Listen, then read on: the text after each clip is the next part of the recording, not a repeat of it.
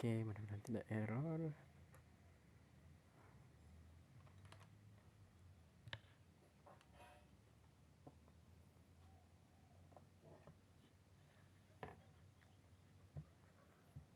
Oke.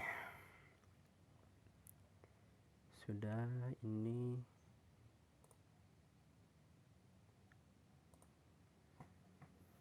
1 2 3 4 baru 4. Oke lah ya, kita mulai aja. Assalamualaikum warahmatullahi wabarakatuh teman-teman. Selamat pagi semuanya.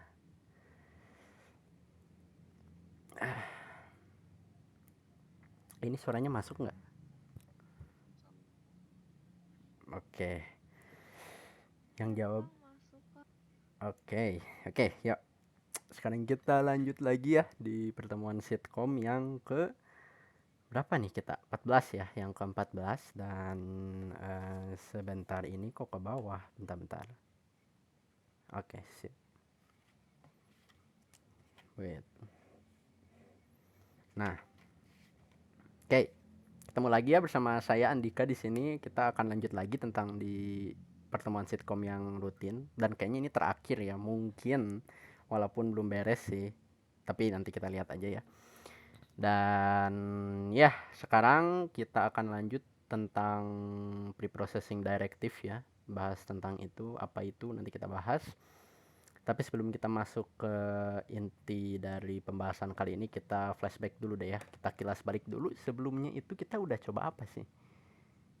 Kita itu udah coba tentang file eksternal ya. Gimana cara bikin file eksternal lewat program C++. Kalau nggak salah itu ya. Nah, itu kapan kita akan gunakan si file eksternal itu nanti ya, sebenarnya di project setelah pertemuan kali ini, yang itu pertemuan 15. Kita nanti bikin projectnya itu pakai itu gitu ya, pakai file eksternal sama pakai yang sekarang juga nih. Makanya kita ke pertemuan 14 dulu sekarang. Nah, oke, itu tentang yang sebelumnya ya, kilas balik. Itu kita tanggal berapa ya terakhir? Ya pokoknya udah lama lah ya. Oke, nah sekarang pembahasan kali ini kita akan bahas tentang, kita share screen dulu. Ya 15 aja lah ya. Oke. Mana nih? Nah, by the way, bentar lupa belum. Ya udah nanti weh. Nah, waduh, langsung ke bawah lagi nih. Oke. Nah, oke, sebelum kita masuk ke pembahasan, lupa sebelum kita masuk ke pembahasan yang si preprocessing directive ini, kayaknya aku mau minta maaf dulu. Ini yang sebelumnya ya. Kan kalau kalian lihat nih ya di sini di Discord, ini kan kemarin aku kirim yang file PPT-nya ya, yang PDF-nya itu kan kemarin yang ini nih ya. Nah, yang ini tuh sebenarnya dia apa ya namanya? Lebih komplikasi gitu ya, lebih banyak kata-kata asingnya juga, banyak ininya, takutnya kalian gak mudah mengerti gitu. Jadi tadi tuh pagi-pagi langsung aja kita sederhanain gitu, diubah lagi gitu ya si PDF-nya. Dan si kuisnya itu ternyata campur aduk gitu. Ada yang bikin dari sini, terus ada juga bikin yang baru ini ya, yang dari yang udah aku sederhanain gitu, sederhanakan. Nah, kalian bisa download sih yang udah disederhanakannya di sini nih di drive-nya ya. Kalian bisa cek aja untuk yang versi sesudah disederhanakan gitu ya. Karena kita sekarang bakalan pakai yang sederhanakan gitu, nggak akan pakai yang sebelumnya. Karena yang sebelumnya itu banyak kata-kata bahasa Inggrisnya gitu, takutnya nggak mudah dimengerti gitu. Mana nih ya? Nah, ini ya preprocessing directive. Nah, di sini ada dua versi nih, ada yang simplified sama yang sebelumnya ya, yang sebelum direvisi ini. Nah, kalian bisa cek aja di sini untuk yang materi sekarang ya. Jadi kita pakainya yang ini nih. Ya, karena kemarin itu ininya nih, kalau kalian lihat nih ya, banyak ininya apa, kata-kata yang harusnya itu disimplifikasi kayak ke bawah gitu ya. Nah, ini nih ya. Source file inclusion ini apa gitu kan. Ini apa nih? Ya, waktu itu teh karena lihat referensinya jadi langsung aja gitu ya copy paste di referensinya ini. Padahal seharusnya pas malam itu aku nonton video YouTube apa gitu ya, yang dia tuh ngebahas seharusnya kita tuh kalau mau bikin orang mengerti itu kita sederhanakan gitu ya bahasanya. Jadi ya ini nanti kita nggak akan sebut ini ya, nanti kita sederhanakan ini. Oke, Itu ya, aku mau minta maaf dulu, dan kalian bisa download nih dua versi materi kali ini ada di sini di Drive. Kalau yang di Discordnya ini yang masih yang lama nih. Nggak usah diganti lah ya di sininya mah. Oke, kita langsung aja nih tentang pre-processing directive ya. Oke, kita langsung aja. Nah, di sini misalnya kita bertanya-tanya gitu ya. Misalnya kan kemarin kita nge-compile gitu ya dari file CPP, terus bisa jadi file yang bisa diklik gitu ya, bisa dipencet gitu, yang executable file. Itu kenapa tiba-tiba bisa gitu ya, dari CPP terus ke executable file? Kenapa bisa seperti ini gitu kan? Nah, ternyata nih ya, kalau kita coba nih ya, kalau kita coba juga di sini misalnya di mana ya? Oke, kita bikin file baru deh. Kita bikin folder baru dulu. Misalnya di 14 itu yang sekarang apa? Preprocessing ya. Halangan dong. Ntar. Oke, ini preprocessing directive. Nah, misalnya kan kalau kemarin itu ya kita harus buka Visual Studio Code dulu, nggak apa-apa lah ya. Kita buka dulu. Terus terminalnya kita pakai di dalam aja deh ya, di dalam Visual Studio Code-nya. Misalnya kan kemarin kita kalau mau nge-compile udah aja gitu ya, G++, terus nama filenya apa gitu ya. Baru nanti dia berubah jadi, tiba-tiba berubah gitu ya jadi executable file. Nih kalau kita lihat misalnya apa sih, main.cpp gitu ya. Oke, oh ada update ternyata. Sebentar. Oke. Misalnya main.cpp gitu. Oke, kenapa ini nge-lag? Ekstensinya kebanyakan sih ini. Oke, kita include gitu ya, misalnya iostream.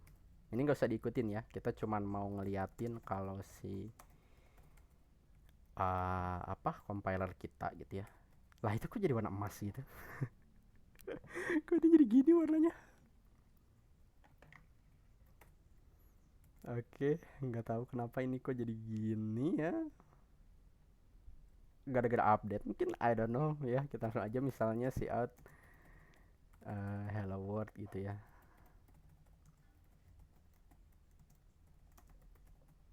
Nah, misalnya gini. Ini kenapa jadi warna kuning ya? Oke, nggak apa-apa lah. Lanjut nih, kita buka terminalnya.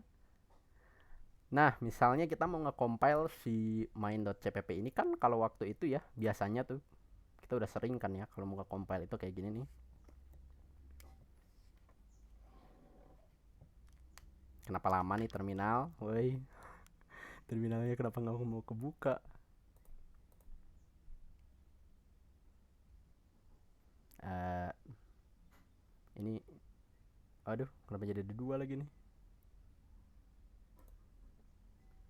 Sebentar, ini kenapa jadi ada dua? Oke, kita buka lagi terminal. Ini kenapa terminal? Nah, oke.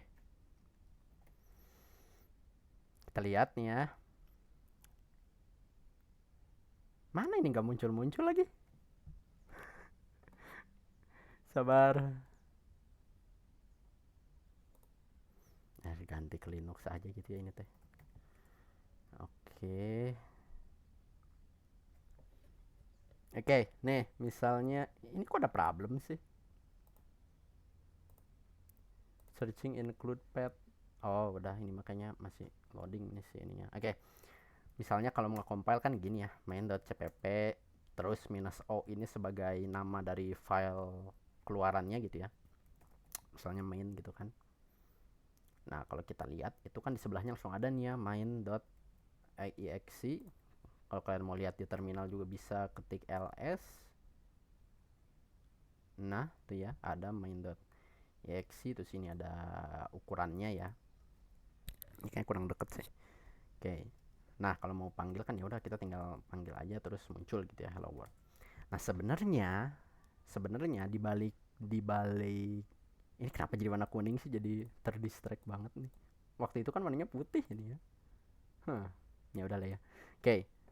Nah, waktu itu kan Nah, sebenarnya di balik proses si G++ yang tiba-tiba langsung jadi .exe itu kenapa bisa gitu? Ternyata ada 3 proses nih di balik satu proses yang tadi kita kerjain itu, sebenarnya di belakangnya ada 3 dan kita bisa lihat satu-satu gitu. Satu proses ini atau ini kita bisa lihat. Oke, kita lihat dulu yang pertama nih ya, pre-processing. Ini topik kita kali ini ya, tentang ini sih. Oke, jadi kita lihat nih pre-processing ini apa. Jadi si pre-processing ini merupakan proses gitu ya, dia itu yang menjalankan perintahnya itu dilakukan oleh si preprocessor. Nah, terus muncul lagi kan pertanyaan, apa sih itu preprocessor gitu ya. Nah, kalau preprocessor itu sendiri ya dia itu alat ya yang atau sebuah program yang ada di dalam si G++-nya, si compiler kita yang download kemarin tuh MinGW-nya. Nah, yang alatnya itu atau programnya itu dia dijalankan gitu ya, menjalankan perintahnya itu dia terjadi sebelum compiling dimulai gitu. Oke, nanti kita lihat deh contohnya. Nah ya, perintahnya itu bisa kita masukin file lain gitu ya, atau bisa juga bikin variabel konstan, atau bisa juga kita lakuin pengkondisian gitu di sebelum proses kompilasi gitu ya, atau compiling. Oke. Nah, ya ini contoh preprocessing itu, ini biasanya dia pakai hashtag ya. Kalau contoh preprocessing aku lupa lagi naruh di sini. Biasanya menggunakan hashtag. Nah, di sini harusnya ya udahlah, nggak apa-apa. Intinya ini dia pakai hashtag nih ya kalau si preprocessing ini. Dan kayak IOStream ini gitu.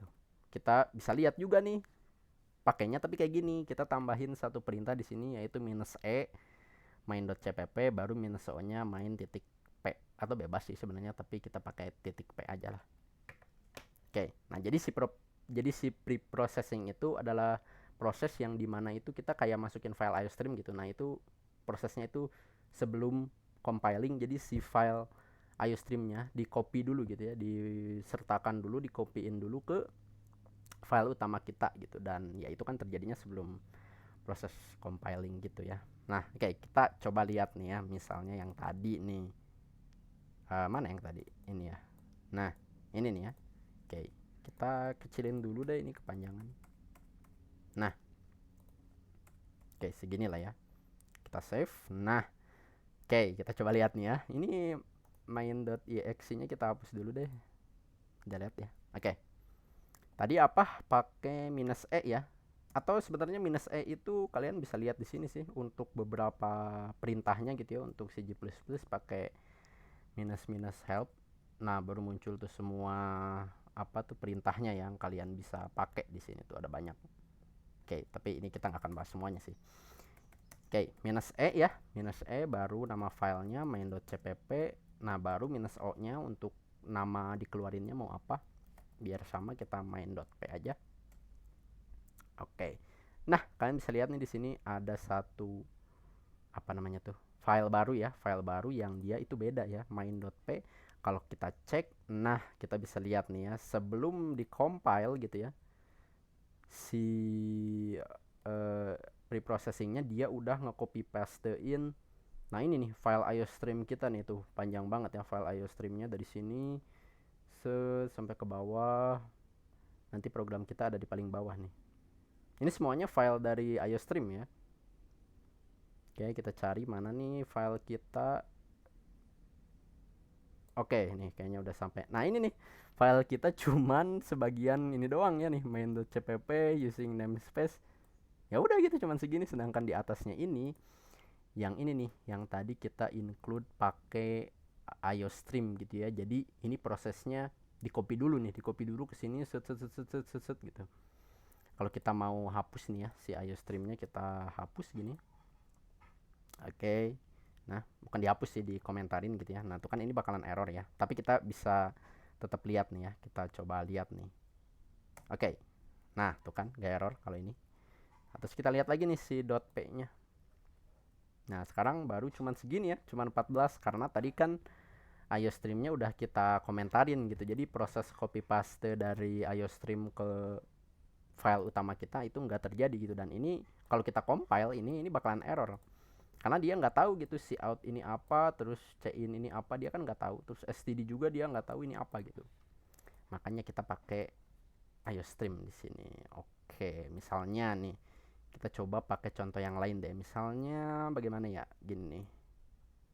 kita juga bisa sih misalnya bikin file file eksternal, bukan file eksternal, file header, atau nanti deh itu dibahasnya nanti aja pas kita bahas tentang perintah-perintah yang bisa kita lakuin di preprocessing ini. Intinya ini ya, preprocessing itu adalah proses ketika dimana sebelum compiling itu dia udah ngelakuin semua perintah yang pakai hashtag gitu.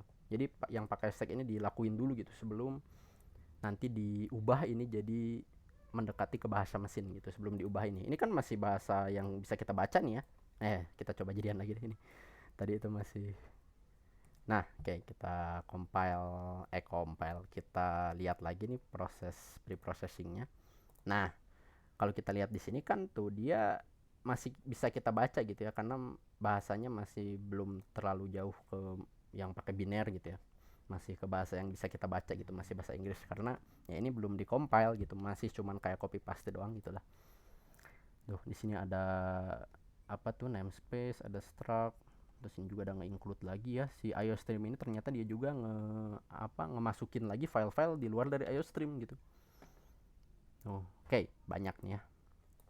Sip, itu tentang preprocessing directives. Kita lanjut dulu ke langkah yang selanjutnya, oke.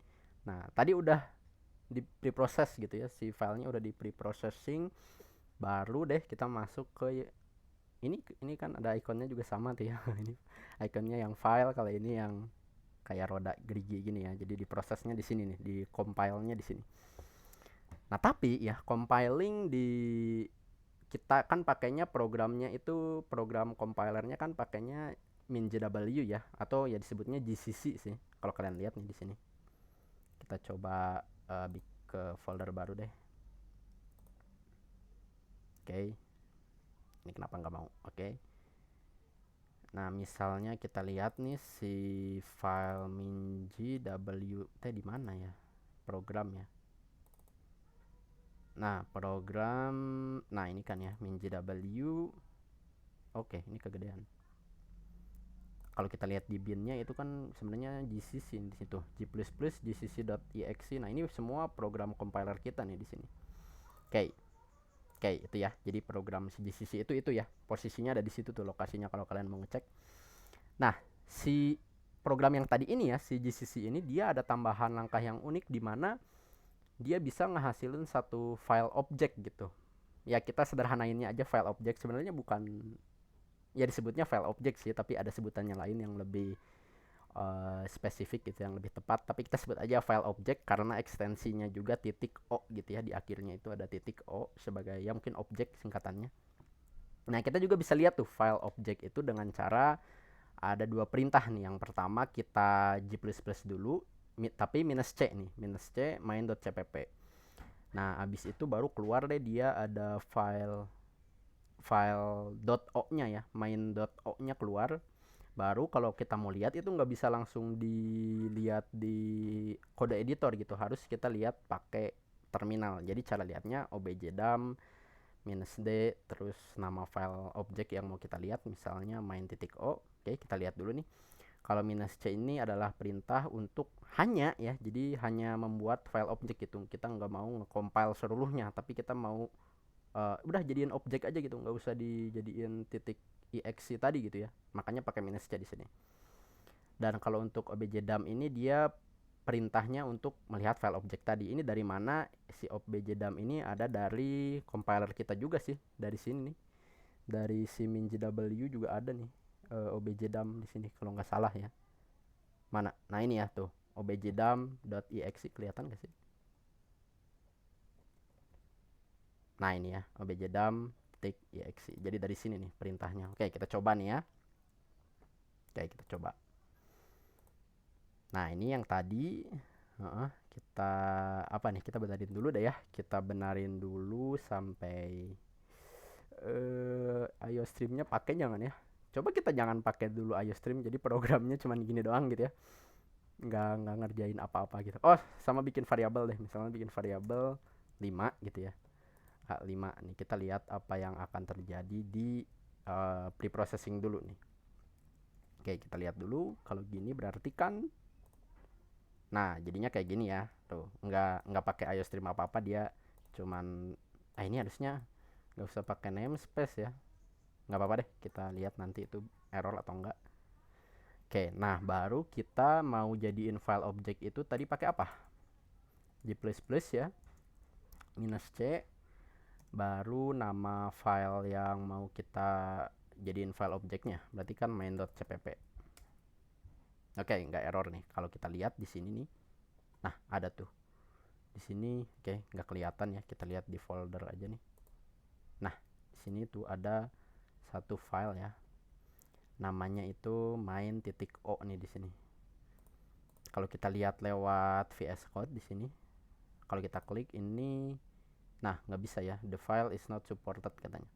Tapi sebenarnya bisa sih kalau kalian pakai ekstensi hex editor ini, kita bisa lihat binernya gitu. Tapi kan bingung gitu ya. Nah tuh kalian bisa lihat binernya di sini. Oke, kita nggak akan lihat lewat sini, kita lihatnya pakai terminal gitu ya. Caranya itu kita objdump.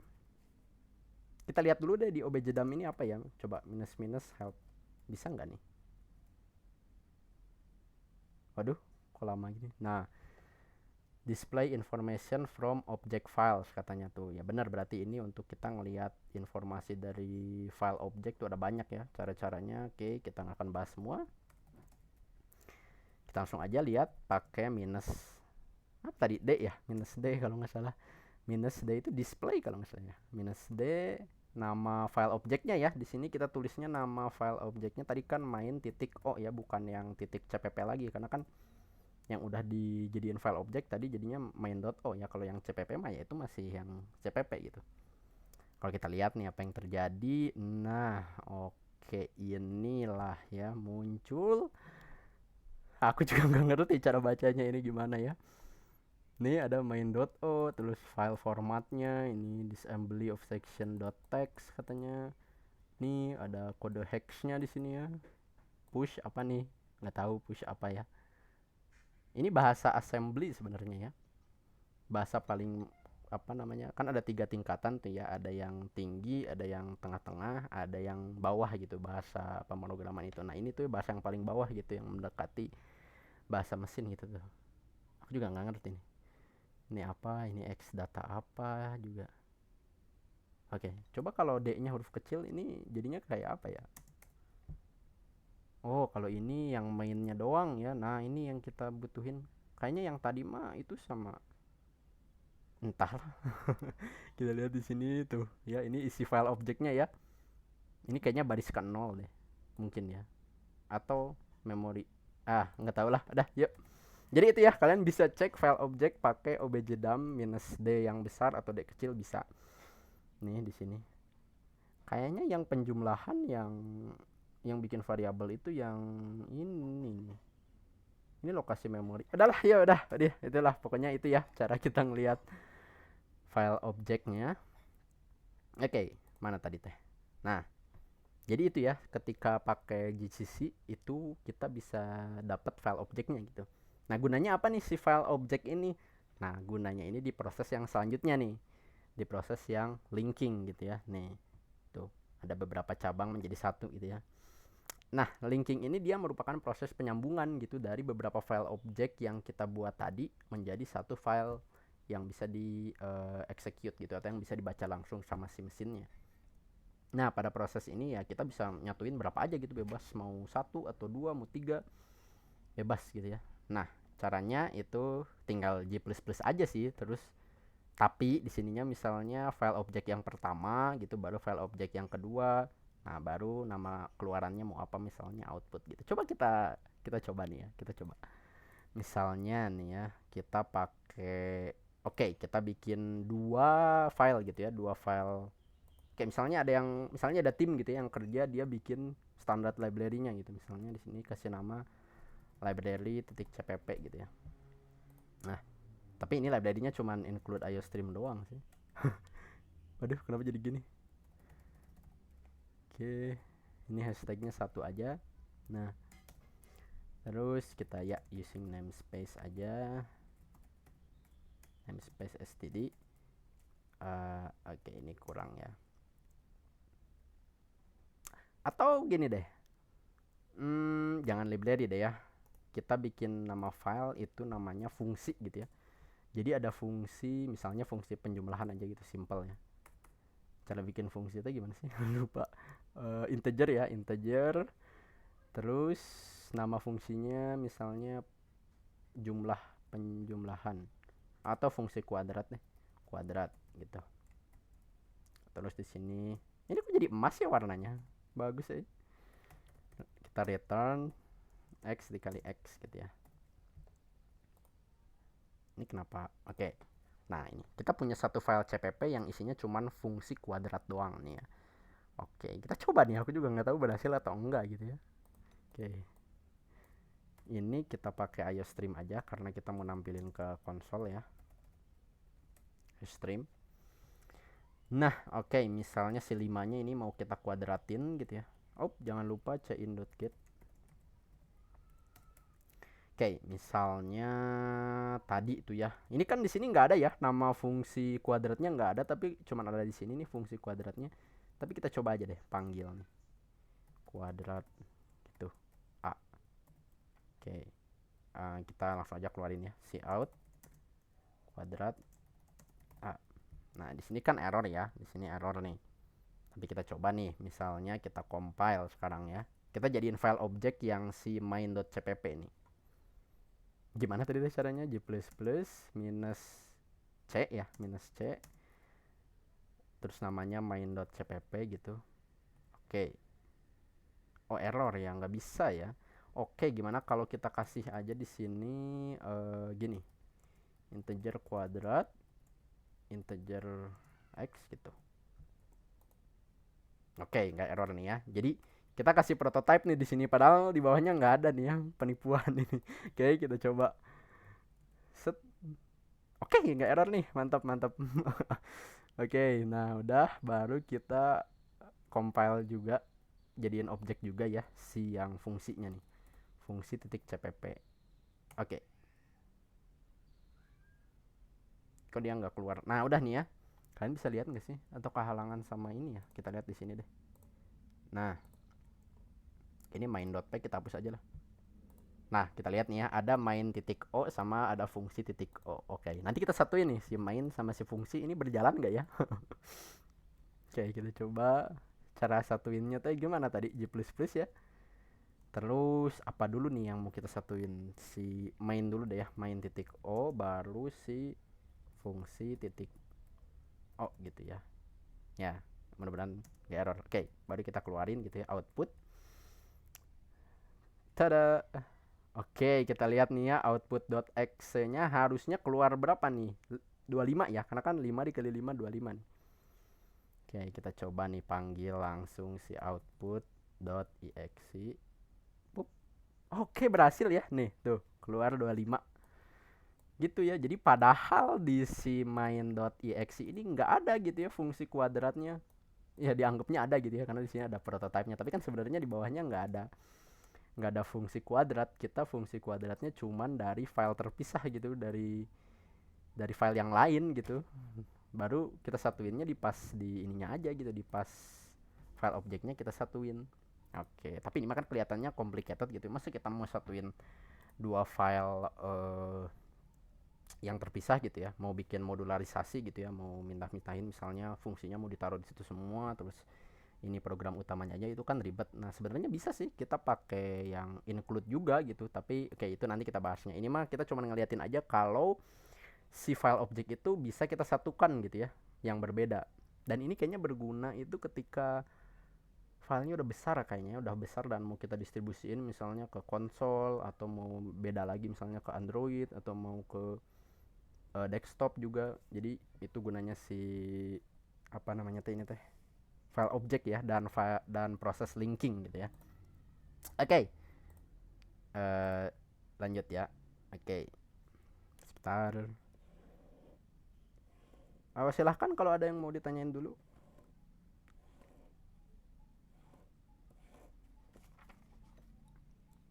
Ada yang minum dulu deh.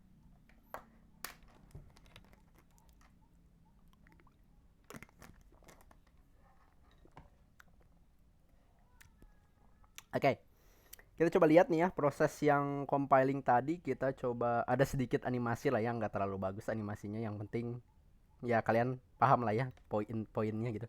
Nah, misalnya ada titik CPP nih, masuk nih ya ke preprocessing, terus si titik CPP-nya tadi itu misalnya nge-include IO stream gitu ya, berarti IO streamnya juga ikut masuk nih ya ke preprocessingnya. Baru nih keluar nih titik P tadi ya, file hasil dari preprocessingnya nih. Nah, dari si titik P ini baru deh dia masuk ke proses compiling gitu ya, ke proses di mana di sini ya diubah gitu semuanya jadi bahasa objek tadi ya, dari jadi file objek nih, keluar file objek. Terus misalnya kita mau nambahin gitu, misalnya aku mau di bawah habis dari program ini mau ditambahin apa gitu di bawahnya, jadi udah masuk lagi nih tuh, masuk lagi ya ke compiling, ada file file objek baru nih ternyata, yang dari compiling yang sebelumnya ceritanya ada yang kurang gitu, ada update atau ada apalah ya ditambah jadi gini. Nah, baru si kedua file ini disatuin gitu di file terakhir, di proses terakhir ya, di proses linking, yang mana nanti dia bakalan keluar deh file titik exe kita gitu. Jadi lumayan ada beberapa langkah tuh ya sebelum jadi titik exe sebenarnya. Oke, kalian gak usah nggak usah langsung masterin ini terus ngafalin ini. Yang penting kalian tahu aja ada beberapa proses sebenarnya gitu ya, di balik si CPP terus jadi exe itu ada beberapa prosesnya. Oke, sip. Nah, sekarang baru deh kita ke topik yang utama, yaitu tentang perintah di preprocessor itu bisa apa aja nih. Ada beberapa nih ya, ada 3 nih ya, 4 lah, ada 4. Yang pertama itu ada definisi makro gitu ya. Ini apa nih definisi makro, maksudnya itu ternyata dia cuman kayak, ini bukan pernyataan harusnya ya, aduh ke atas lagi ntar jauh lagi. Nah, ini harusnya biar lebih simple, mana tadi, nah ini harusnya perintah gitu ya, perintah. Oke, adalah perintah aja deh, jangan pernyataan biar mudah. Oke, nah definisi makro itu dia adalah perintah ya, perintah untuk membuat suatu variabel konstan gitu. Sebenarnya bukan variabel sih, tapi kita anggap aja dia variabel gitu ya, variabel yang konstan. Dan karena ini dilakukan sebelum proses compiling, dia itu nggak menggunakan memori gitu. Kenapa nih? Nanti kita lihat nih. Tapi kita lihat dulu sintaksnya itu kayak gini ya. Kalau mau bikin variabel konstan itu kita bisa pakai hashtag define, terus namanya mau apa, terus nilainya mau apa. Nah, ini satu lagi untuk menghapus variabelnya ya. Misalnya kita ya udah selesai dipakai, kita mau hapus aja gitu. Ya udah, kita bisa pakai hashtag undefined. Dan aturan penulisan namanya itu mirip kayak variabel ya, dulu kan kita udah pernah bahas. Dan biasanya kita itu kalau yang nilainya konstan gitu, kita pakainya huruf besar sih, huruf kapital semua gitu. Ini kayak gini ya, nama gitu, ngegas jadinya ya. Oke, ketika kita bahas dulu yang ini nih ya, yang hashtag define nama nilai. Ketika si namanya ini dipanggil gitu ya di bawah program kita, maka si nama yang tadi kita panggil itu akan diganti gitu, jadi kayak di replace gitu ya, digantikan sama nilai. Beda beda kalau variabel itu kan dia ngelihat ke dalam isinya ya, kalau ini tuh dia ngeganti namanya jadi nilainya gitu. Dan nilainya ini dia bisa angka, bisa string juga bisa, atau ya perintah kayak penjumlahan juga bisa, kuadrat tadi juga bisa sih pakai ini. Nah, contoh define misalnya kita mau ngebikin variabel konstan untuk pi gitu ya. Nih, bisa kayak gini, terus untuk kuadrat juga bisa kayak gini. Kita langsung coba aja sih. Oke, ini kita bahas dulu deh. Ada satu lagi ternyata. Nah, untuk yang hashtag undef ini sama kayak tadi ya, dia itu singkatan dari undefined gitu. Jadi kebalikannya lah. Dan ini pernyataan lagi, adalah perintah ya, perintah untuk menghapus nama yang sudah kita definisikan tadi gitu. Nah, contoh undefnya yang kayak gini doang sih, simple. Oke, yuk kita coba. Berarti bikin file baru ya. Oke, ini kita simpan aja. Kita bikin file baru, namanya apa nih? Makro gitu ya. Makro.cpp. Oke, kita include seperti biasa ya, IOStream. Karena kita mau lihat nilai-nilainya nih. Terus kita namespace aja. Sebenarnya kita coba biasain jangan pakai namespace std deh ya. Chain.get gitu. Karena nanti kita pas bikin project yang kelima kayaknya nggak akan pakai using namespace lagi ya, biar nggak error, soalnya bakalan error nanti. Bisa sih diakalin gitu, tapi ya lebih baik kayak gini aja, kita ikutin referensinya ya.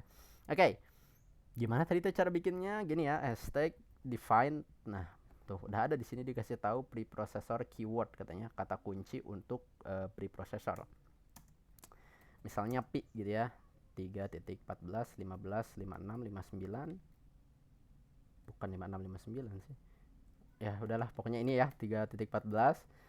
Nah, oke, gini deh, sebelum kita masuk ke gini, misalnya kita cout 3.14 15 gitu. Atau udah jangan pi dulu deh, misalnya angka berapapun gitu ya, 5 gitu misalnya. Terus kita misalnya mau nge out juga string gitu ya. Halo, apa kabar? Nah, oke. Oke, kita coba compile nih. Kita langsung aja lah ya compile. Berarti g++ makro titik cpp minus o makro. Sip. Oke, kita tinggal panggil aja makro. Nah, muncul kan ya gini, 5 halo apa kabar gitu. Nah, ini atau misalnya kita mau kasih di sini Indonesia, atau jangan Indonesia, apa ya? Ya bahasa deh, bahasa Indonesia gitu. Terus misalnya di bawahnya juga kan ada lagi nih bahasa Indonesia. Kita pakai bahasa Indonesia berulang kali gitu. Nah, gimana caranya biar kita nggak mau ini berulang kali, tapi kita maunya ini juga tetap konstan gitu, yang identifikasiin kalau si ini tuh bahasa Indonesia. Nah, muncul deh yang namanya itu define ini ya. Jadi kita bisa definisiin nih. Misalnya di sini A gitu ya. Jangan A deh. Apa ya? 5 gitu ya. 5 gitu. Diisi sama 5. Nggak usah pakai titik koma ya. Kalau ini kenapa error? Nah, oke. Kalau preprocessor ini ya, perintah untuk preprocessor biasanya dia nggak pakai titik koma. Oke, nah misalnya define 5 gitu ya. Nah, ini yang tadinya ada beberapa 555, kita bisa ganti aja ini dengan 5 gitu, gini. Nah, 555. Jadi nanti nih, oke, kita coba lihat dulu nih, bener nggak nih keluarnya 5. Nah, oke, bener nih ya, 555, terus ini bahasa Indonesia. Nah, kita lihat coba ya di balik layarnya nih, proses pre-processingnya kayak gimana, kan pakai minus ya kalau nggak salah tadi teh. Salah gitu ya, atau bukan ya? Ntar. Kalau nggak salah minus S gitu, kita coba aja lah. Oke, minus terus minus O main makro titik P. Oke, benar-benar. Oke, kita lihat nih makro titik P. Oke, ada IO streamnya, jadi kita harus scroll ke bawah ya.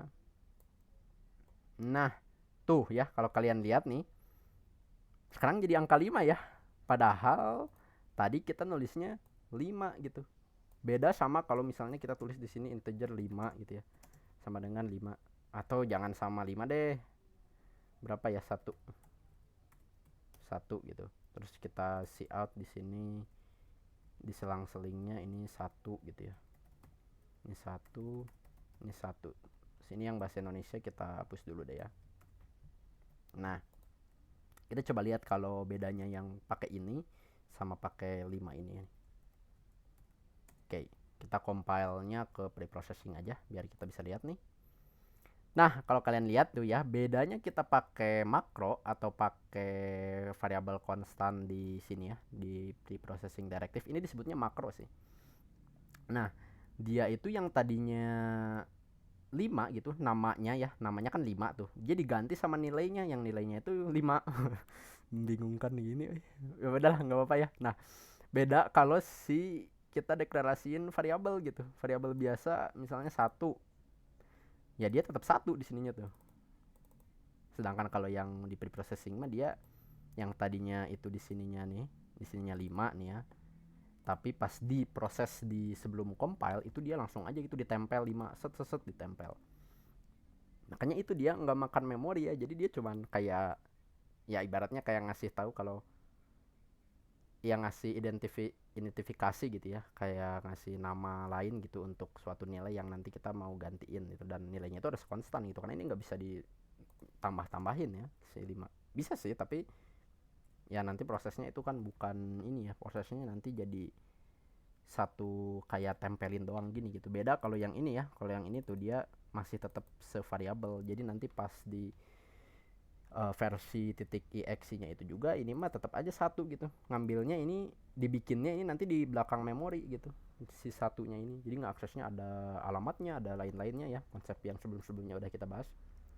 Oke, itu cara bikin apa makro ya. Cara bikin makro. Selanjutnya nih kita coba lihat ini gunanya misalnya untuk pi tadi ya, jadi untuk pi gitu. Nah ini kita bisa ganti pi gitu, jadi nggak usah kita taruh di sini, ya bisa sih gini juga gitu ya, const integer pi gitu, sama dong itunya ya. Iya, ini jangan ini pi memori. Ya pokoknya ini sama kayak gini, tapi ini bedanya kalau yang ini dia pakai memori, kalau yang ini dia enggak gitu, jadi cuma diganti yang tadinya ini langsung diganti nanti pas proses preprocessingnya diganti jadi nilainya ini 3.14. Oke, selanjutnya nih misalnya kita mau juga ngedefinisiin, dan ini kita bisa taruh di mana aja gitu ya, mau di sini juga nih boleh, di sini define bahasa gitu ya, terus kita kasih di sini Indonesia gini bisa, terus kita keluarin di sininya ini 2 kali aja deh ya. Oke, oke, nah kita keluarin bahasa.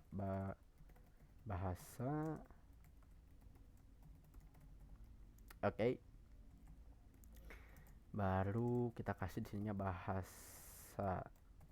Oke, nah ini kita bisa taruh di sini atau bisa juga taruh di, bebas lah, mau di bawah juga bisa gitu, asal ya ini kalau kita taruh di atas gini ya, dia nggak akan tahu nih bahasa ini apa, karena kan kita deklarasiinnya di bawah gitu, makanya dia nggak tahu tuh, kita harus taruhnya di bawah setelah kita nge-define-nya ya, ngedefinisiinnya.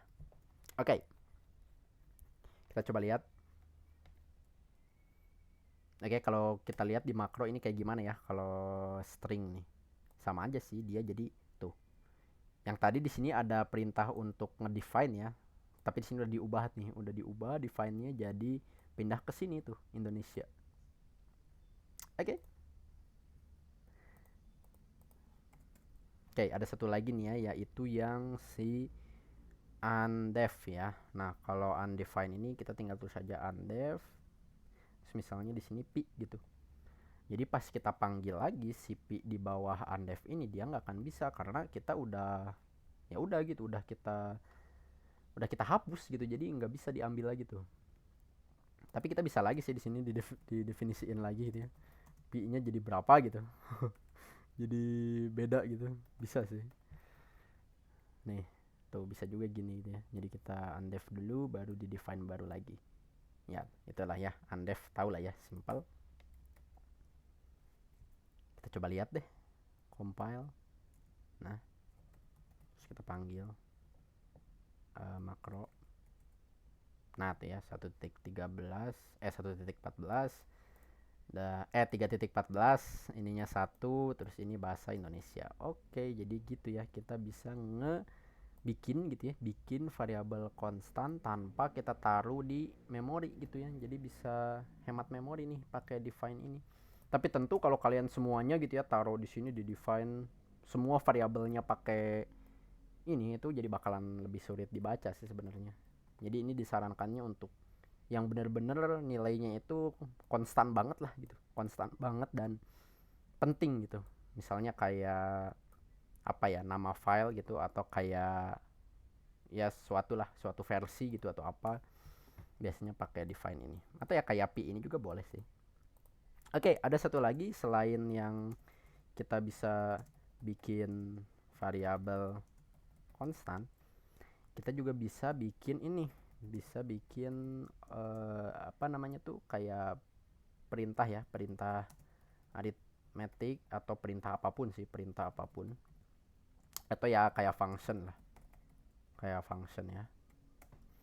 Misalnya nih define kuadrat gitu ya, x gitu, terus nilainya x dikali x.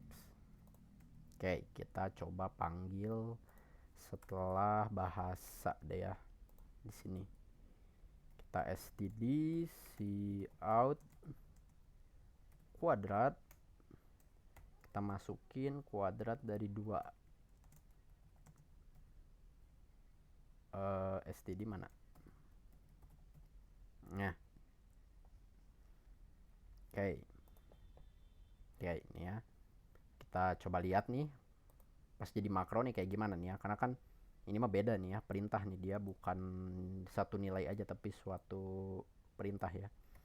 Kalau kita lihat nih di compile dulu deh, kita compile dulu terus kita lihat itu oke ya, hasilnya bener ya, 4 gitu ya, karena kan 2 kali 2 4.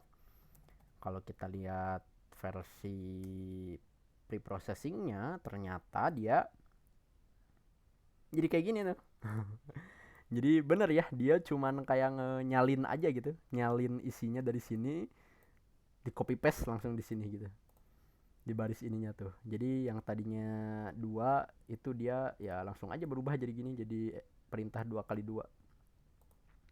Oke, ini sudah kuadrat, jadi bisa bikin perintah atau bisa bikin variabel konstan pakai stack define.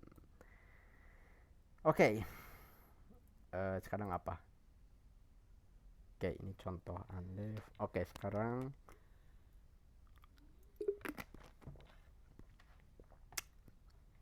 masuk ke penyertaan gitu ya, atau memasukkan file lain gitu ya. Ini mah kalian udah lihat sih.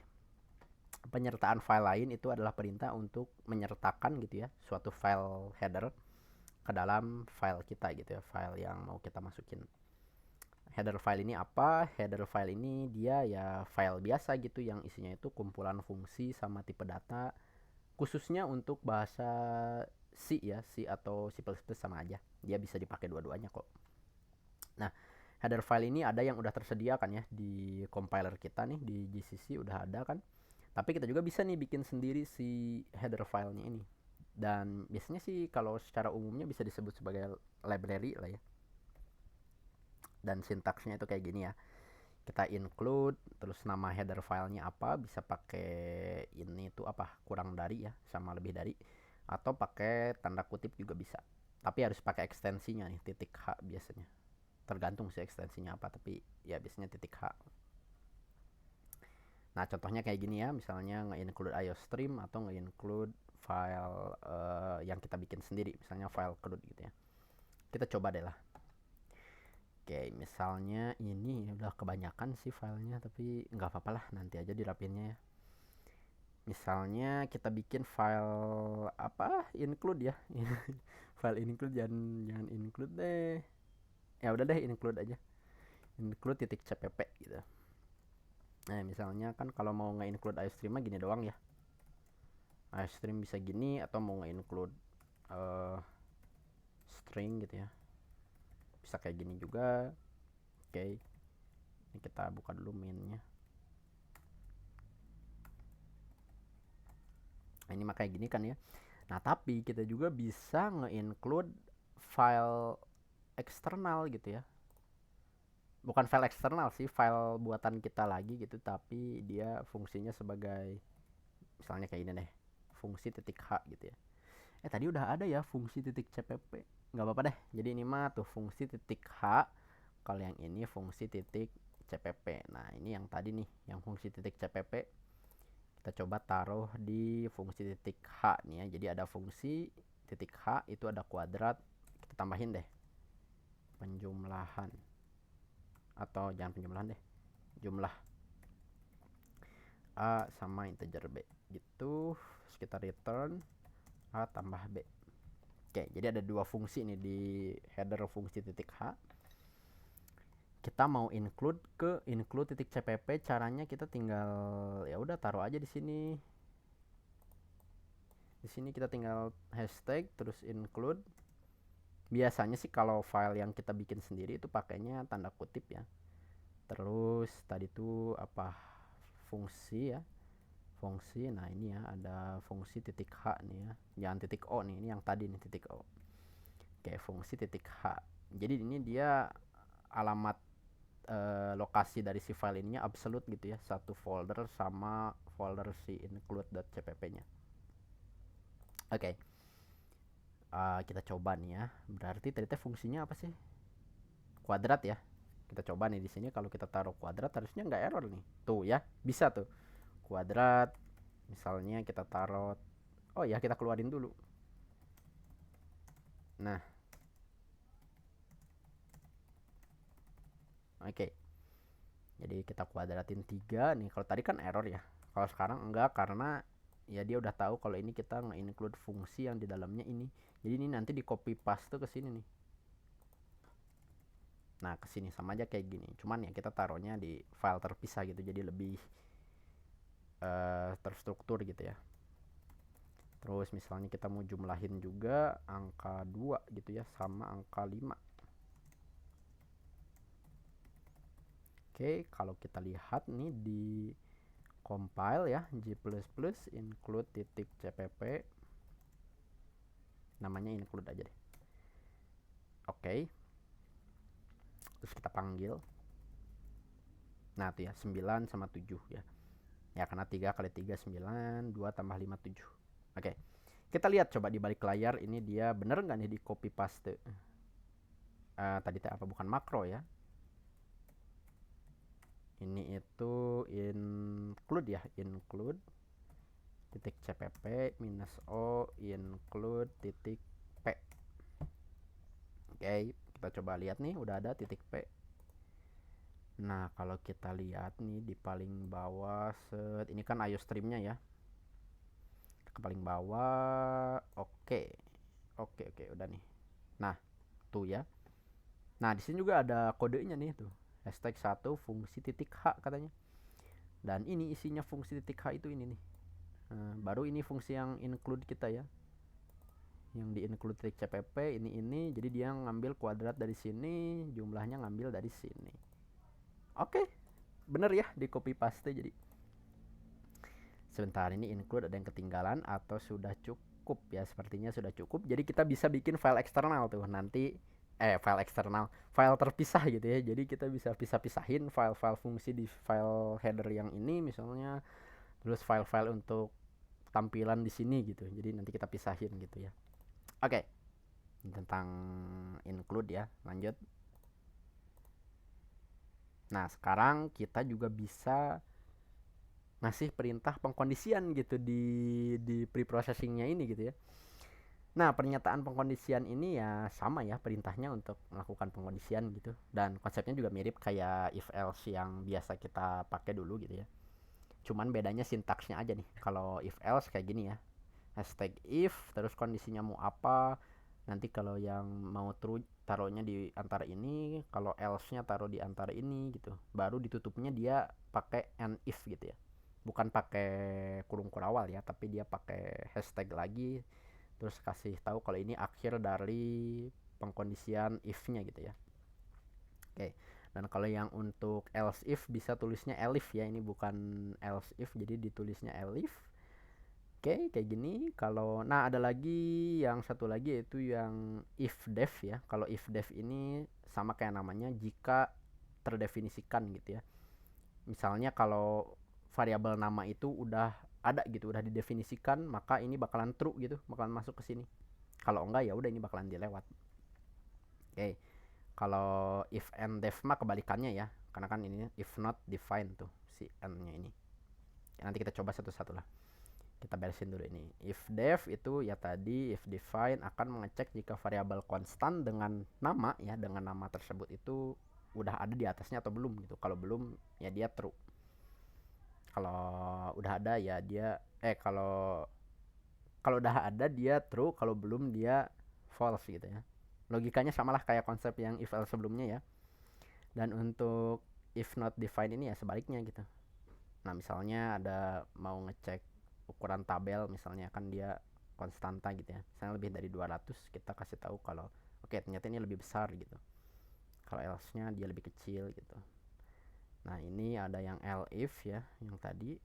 Oke, kita cobalah langsung ya. Oke, kita coba. Apa tadi? Oke, pengkondisian ya. Kita kasih namanya apa ya? Pengkondisian juga gitu. Yang adalah pengkondisian titik cpp. Oke. Kita pakai iostream lagi. Nah, oke, terus fungsi main kita nih. Oke. Misalnya apa dulu nih? Misalnya misalnya kita bikin variabel sama gitu ya, atau variabel ID gitu ya. Jadi ada ID gitu. Misalnya ID-nya 1 gitu. Oke. Terus kita mau ngecek gitu ya. Apakah si ini ya, hashtag if ID sebandingkan 2 ya sama dengannya. Sebanding dengan 1 gitu. Oke, kalau misalnya ID-nya 1, kita apain ya? Kita oke, kita define bahasa gitu ya. Kita define bahasa, berarti kalau 1 itu bahasa Indonesia gitu ya. Terus kita else di sini ya. Kalau selain 1, kita kasih tahu kalau itu bahasanya Inggris gitu ya. Nah, kayak gini aja deh ya contohnya. Nah, ini jarang dipakai juga sih. Tapi nanti kita bakalan pakai nih pas bikin project ini. Oke, nanti deh kita lihat contoh realnya pas bikin project aja. Ini untuk pengenalan lah nih, kayak gini ya. Dan ini yang langsung dikasih tahu tuh ya sama kode editor kita, ini lebih gelap daripada yang ini karena ya yang true yang ini. Kalau kita gantiin jadi 2 nih, gimana nih? Oh, sekarang yang terang ini ya. Wih, bagus Visual Studio Code mantap. Oke, lanjut. Misalnya kita keluarin ya std cout bahasa. Lupa wae ininya sini teh. Oke, nah terus kita cout juga deh ID-nya ya, ID gitu. So, ini kita kasih tahu ID gitu. Terus ini kita kasih tahu bahasa gitu. Oke, nah kalau kita lihat nih di preprocessingnya G++ -e itu nama filenya apa? Pengkondisian ya. Pengkondisian ini kenapa tidak mau hey sebentar. Nah, oke. Pengkondisian titik cpp -o namanya pengkondisian titik p. Alright, coba kita lihat nih ya. Nah, oke, ini iostreamnya kita ke bawah. Nah, itu ya. Ya di sini nggak kelihatan ya prosesnya karena ini prosesnya sebelum itu ya, sebelum diiniin gitu. Jadi udah langsung di copy ke sini tuh. ID-nya 1, ininya Indonesia. Kalau kita ubah ID-nya jadi 2 gitu ya. Sekarang berubah nih dia jadi Inggris nih ya di sini nih. Di bahasanya ini berubah jadi Inggris nih. Kalau kita lihat nih ya. Oke, kita coba lihat nih, sekarang berubah tuh ya. Jadi bahasa Inggris gitu ya. Jadi kita bisa taruh logika juga tuh, bisa taruh logika di sebelum apa compilingnya gitu. Mantap. Oke, ini nih ya salah satu contohnya ini, atau kita bisa taruh di bawah lagi nih. Misalnya di bawahnya itu kita undefined dulu gitu ya. Undef ID-nya kita undefined, nah baru kita include kok include, kita define balik si ID-nya cuman jadi 2 sekarang. Terus kita cek lagi gitu ya. Ini kita copy paste aja lah. Ups. Oke, ini kita copy paste. Nah, kita juga bisa taruh di sini sih. Terus kita lihat lagi gitu ya, ID-nya pasti berubah sekarang. Oke. Sip, kita lihat preprocessingnya. Ini kenapa tadi warning bahasa redefine? Ya nggak apa-apa. untuk pembelajaran aja di define. Nah, oke, kita lihat nih di sini. Oke, itu ya yang tadinya satu ini Indonesia, sekarang ini ada apa ya? Ada hashtag 25 pengkondisian titik CPP. Oh, kayaknya perintah if else-nya ya di sini tuh. Ini juga perintah if else-nya kayaknya ditranslate jadi angka gitu ya. Oke. Dan ini bahasanya Inggris ya. Oke. Kalau kita mau lihat versi komplitnya, kita bisa langsung aja compile. Namanya tuh pengkondisian -o pengkondisian. Warning bahasa di define. Baiklah. Oke. Pengkondisian titik exe. Nah, tuh ya, ID 1 bahasa Indonesia, ID 2 bahasa Inggris. Padahal di baliknya itu ada logikanya gitu. Tapi di sini mah cuman kayak gini doang. Cuman kayak nulis biasa gini. Oke. Nah, ini juga berguna kalau misalnya nih ya, kita mau include juga nih ya. Oke, ini yang mana tadi teh yang include nih ya, yang include titik CPP. Ya, yang include titik CPP ini kan ada main ya. Gimana kalau kita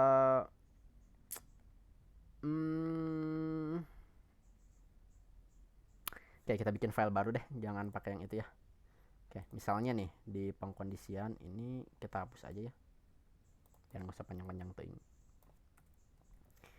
Misalnya kita bikin file baru gitu namanya. Enggak sih, kita pakai file fungsi aja ya. Kita pakai file ini nih. Nah, kita pakai file ini cuman ada satu fungsi baru gitu. Misalnya dia fungsi untuk print gitu ya, untuk print.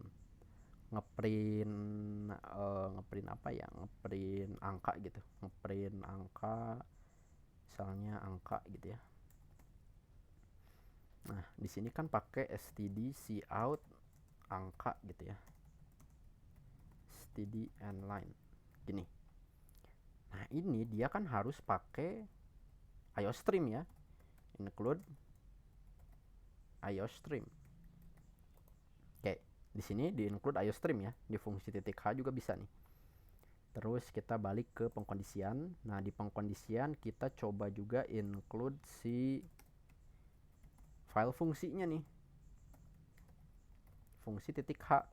Nah, ini bakalan error nih karena kita nge-include, atau enggak ya, karena di iostream-nya udah ada logikanya sih, jadi dia udah ngecek gitu. Oh, ini iostream-nya di include 2 kali, jadi dia udah otomatis. Tapi kita coba aja deh, harusnya enggak sih. Oke. Atau kan nggak error, jadi dia soalnya si iostream ini. Oke, gini deh, aku juga baru inget, kita bikin lagi satu fungsi, yaitu fungsi kita bikin file bersama gitu ya, bersama titik h.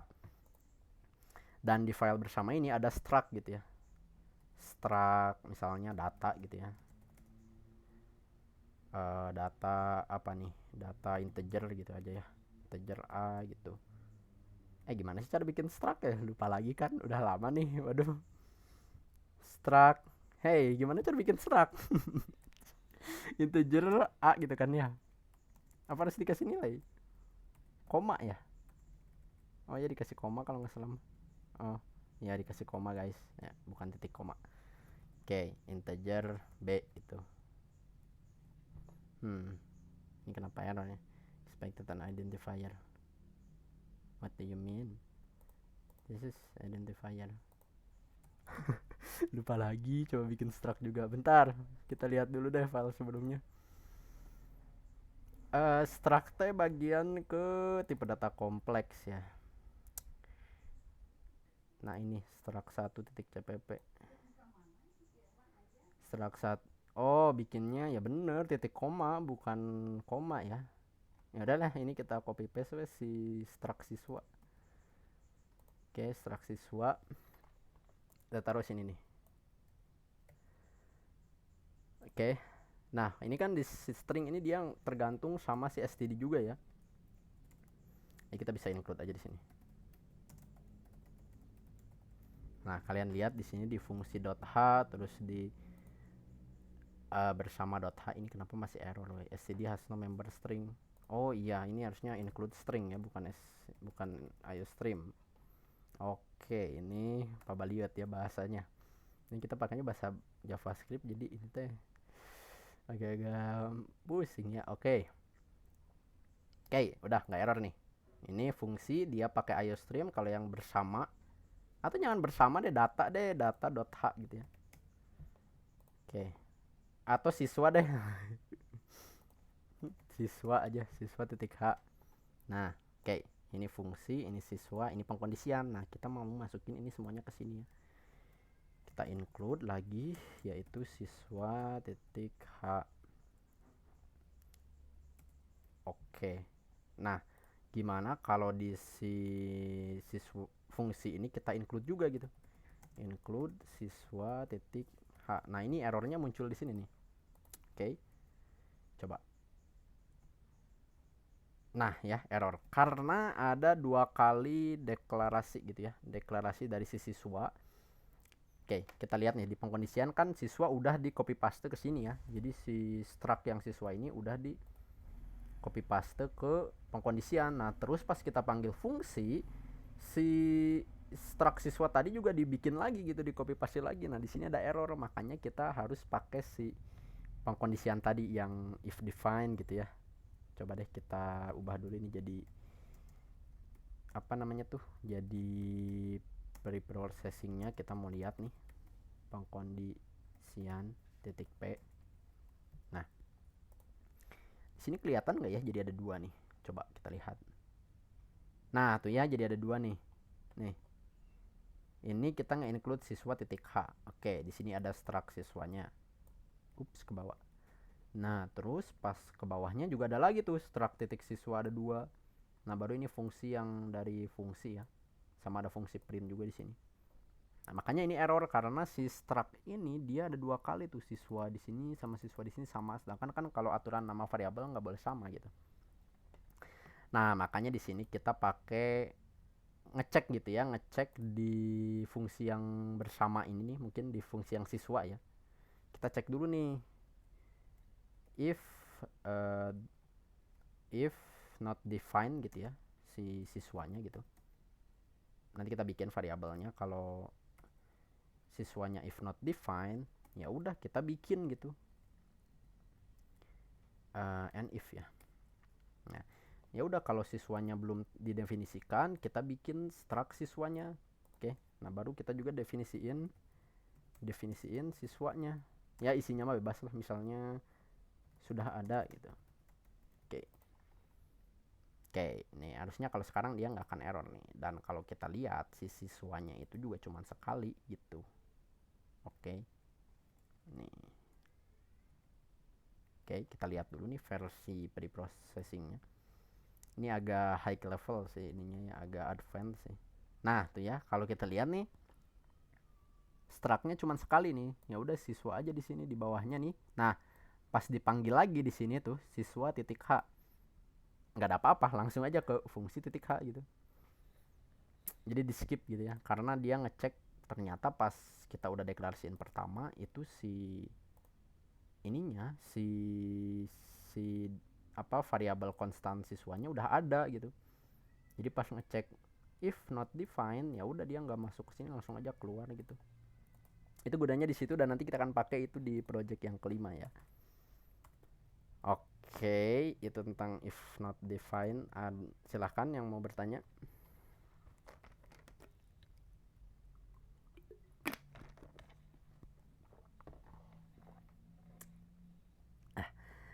Oke, sebentar, ini ada yang kelewat tidak? Oh, ada satu lagi ya ternyata. Hampir aja kelewat. Nah, ada satu lagi. Waduh, ketendang lagi. Ada satu lagi, yaitu makro yang siap pakai gitu ya, atau yang udah tersedia lah di suatu library gitu ya, di suatu file header. Nih, makro siap pakai itu adalah kumpulan variabel konstan yang sudah dibikin oleh file header yang kita include gitu. Misalnya makro dari IOStream ini ada underscore line untuk ngasih tahu baris keberapa, ada underscore file untuk ngasih tahu nama file kita, dan seterusnya. Ini kita bisa coba aja secara cepat nih ya. Kita coba bikin makro di file makro aja deh ya, di file makro .cpp ini nih. Aduh, banyak banget ini filenya. Oke, nah ini ya.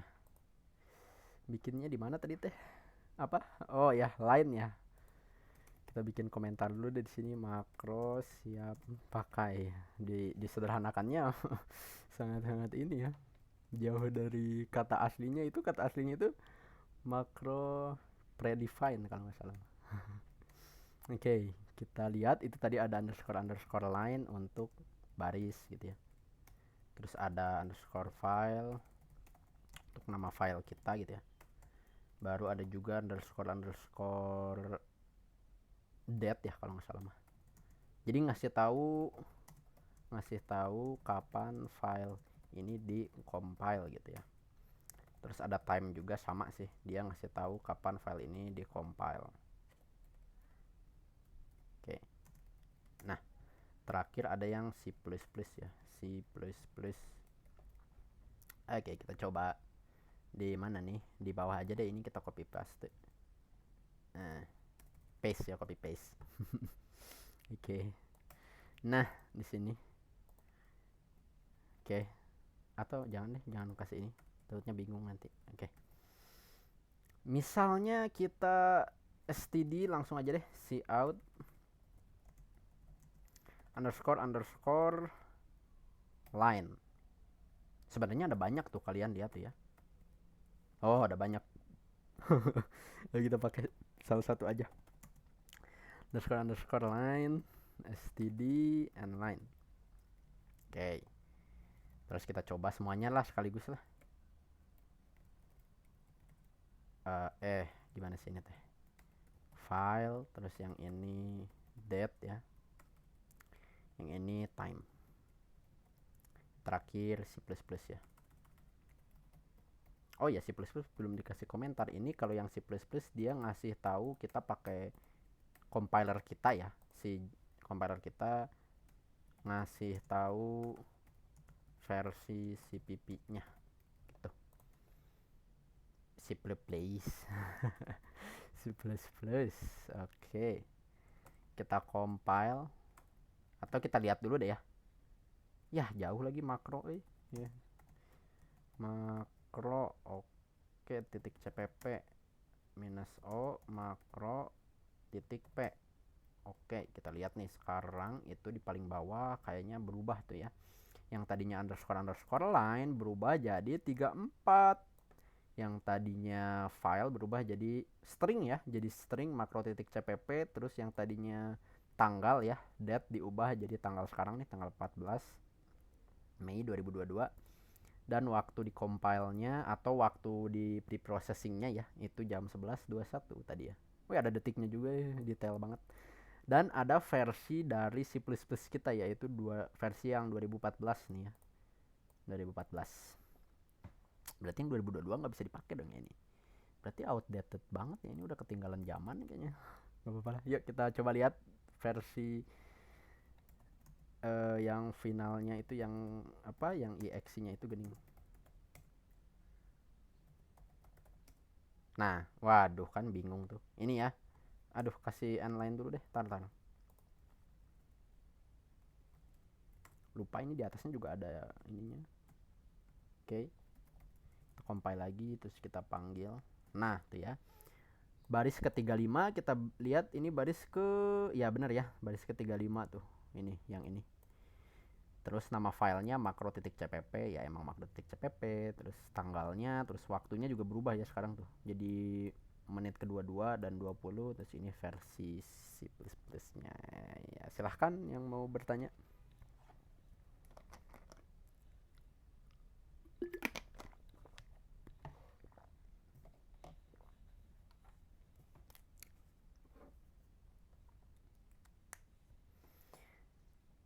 Oke, ini banyak banget filenya. Oke. Kenapa di close Tapi udah ya. Jangan lupa kuisnya belum jadi guys. Nanti ya kuisnya abis ini deh, belum beres, ada beberapa soal lagi tadi. Oke, kita baca dulu ini quotes-nya ya. Kayaknya udah lama nih kita nggak lihat quotes-nya. Start where you are, use what you have, and do what you can, katanya. Intinya mulai aja dari sekarang gitu ya. Intinya mulai dari sekarang, kata Arthur Ashe ya, seorang tenis player nih. Sip lah ya. sudah ini ya, terima kasih. Kita sudah bahas tentang mana tadi filenya. Nah ini ya, banyak banget tuh ya filenya. Oke, ini ya nantilah diberesin ya. Ayo, yuk yang mau bertanya sok. Atau yang mau bertanya bebas gitu, apa aja lah. Kita balik dulu ke normal. Oke, nih. Nah, atau kita simpulkan deh, ada yang mau menyimpulkan? Atau aku simpulkan aja deh ya. Oke, kita stop share screen dulu. Ntar. Oh iya, udah. Oke, sip, nggak ada yang ketinggalan. Oke, kita simpulkan. Jadi tadi kita udah coba tentang suatu konsep ya, di mana ternyata selain nge-compile dari titik CPP ke titik EXE itu ya, ternyata ada step-step yang lain gitu, ada tahapan-tahapan yang sebenarnya penting gitu itu untuk dipahamin gitu ya, konsep-konsepnya dan sebagainya gitu. Ada pre-processing, ada yang kedua itu compilingnya ya, sebenarnya bukan compiling sih namanya, tapi ya kita sebut aja compiling. Terus yang ketiga itu ada apa tadi tuh, yang ketiga tuh linking ya, yang nyatuin beberapa file objek jadi satu. Nah, abis kita bahas tentang alur kompilasi itu, kita juga bahas tentang perintah-perintah yang ada untuk si preprosesor itu bisa dikasih perintah apa aja gitu ya. Tadi kan ada 4 tuh ya. Ada cara bikin makro ya, atau bikin variabel konstan yang tanpa memori itu. Ada yang kedua, ada apa yang kedua teh, include ya, kita coba juga itu include, ternyata preprosesor perintah ya, perintah untuk preprosesor mengcopy paste. Baru yang ketiga itu ada apa tadi teh, pengkondisian ya, pengkondisian yang kita taruh pengkondisian di situ. Nah, baru yang keempat kita juga bahas tentang makro atau variabel-variabel konstan yang udah tersedia di si IOStream itu gitu ya. Oke. Selanjutnya apa? Selanjutnya itu apa ya? Selanjutnya nggak tahu kapan juga sih selanjutnya, tapi kayaknya selanjutnya bakalan kita bikin bareng ya, bikin project yang kelima bareng itu, bikin ya, kita lihat nih, bikin ini nih kalau kalian penasaran. Sebenarnya aku udah bikin duluan nih. Bagus. Oke, nih kita lihat. Jadi nanti kalian bikin ini ya, masuk lagi ke sini. Nah, bikin mana CRUD. Nah, ini ya, bikin CRUD. Ini main.exe.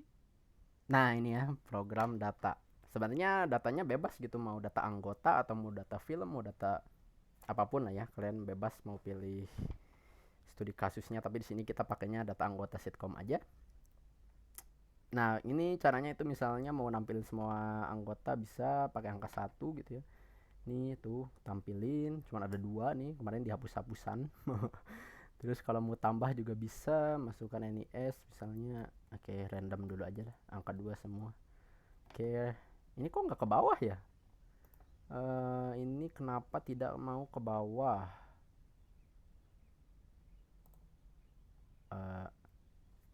Nggak tahu, ini kayaknya ada. Ya udah, kita segini aja. Nah, oke, yes. Oke, data berhasil ditambahkan gitu. Terus kalau mau hapus data anggota juga bisa. Nah, tapi kan ini mah pakai NIS ya. Nanti mah kita pakai ID aja gitu, ngapus datanya. Waduh, ngebug lagi. Oke, keluar udah. Nah, pokoknya itu ya. Ini nanti kita bikin program CRUD ya. Create, read, delete, update pakai file eksternal. Ini datanya kalian bisa lihat di sini sih. Nah, datanya kelihatan ya di sini. Oke. Sip. Itu nanti next itu, tapi nggak tahu kapan itu juga. Mungkin abis PAS meren. Abis PAT meren ya, nggak tahu sih. Oke, dan ya mohon maaf kalau misalnya ada salah kata dan juga ada beberapa kesalahan di materi yang kali ini gitu ya. Dan sebelum-sebelumnya mungkin ya, karena kan sebelum-sebelumnya juga kita terlalu banyak pakai bahasa asing yang sebenarnya itu sulit dimengerti gitu untuk yang baru belajar C++ gitu. Harusnya kita pakainya bahasa yang sederhana aja gitu ya. Jadi mohon maaf tuh ya, yang sebelumnya kita pakai bahasa konstan literal lah, pakai bahasa yang ya yang udah tinggi tinggi lah, itu harusnya jangan pakai itu ya waktu itu. Malu banget kenapa aku pakai bahasa yang waktu itu ya. Oke, ya udahlah, itu tentang itu ya. Dan terima kasih juga untuk, lupa lagi ini belum dibalikin. Nah, terima kasih juga untuk partisipasinya atas, mungkin ini pertemuan terakhir kemungkinan. Oh iya, ada satu, ini kalian ketuanya ini bener nih, nggak ada yang mau jadi ketua. Jadi di voting aja nih ketuanya, atau kita pilih aja nih pas sama kelas 11-nya gitu. Dipilih aja secara langsung gitu. Atau mau voting aja. Menurut kalian gimana? Ada yang mau berpendapat gitu misalnya, ya voting aja gitu biar random gitu, atau dipilih aja biar apa namanya tuh, sesuai sama apa yang kalian mau gitu. Menurut kalian gimana? Menurut Safa gimana, mending kita voting aja atau kita lakuin sama kita dipilih gitu? Kalau kata aku mending voting. Oke, menurut Safa mending votingnya. Lah malah disconnect lagi. Kalau menurut Hasna,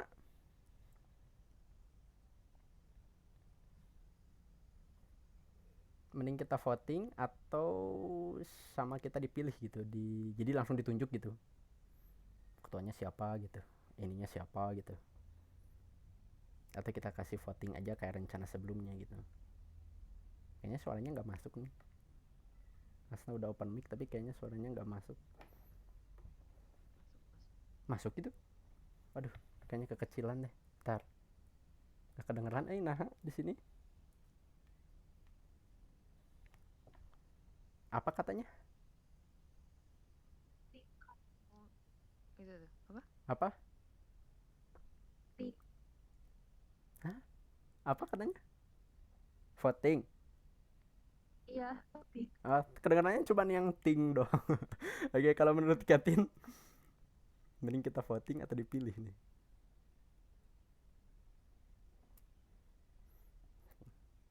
voting Kang. Voting aja ya. Aduh, sekarang kebesaran lagi volumenya. Oke. Kalau Muhammad, kalau menurut Muhammad Pramanda, mending kita voting aja gitu juga ya. Ya udahlah ya, kita voting aja berarti nanti. Tapi nggak jadi kayak rencana waktu itu kan belasan gitu ya. Kayaknya sekarang mah langsung aja dipilih 5 gitu ya, kandidatnya 5. Nanti kalian yang voting mau siapa yang jadi ketua selanjutnya gitu ya. Oke, terima kasih atas perhatiannya dan partisipasinya pada pertemuan yang ke-14 kali ini. Oh ya, Safa mau ada yang dibicarakan lagi gitu? Atau udah aja? Enggak sih, enggak ada. Oke. Kuis, kuis.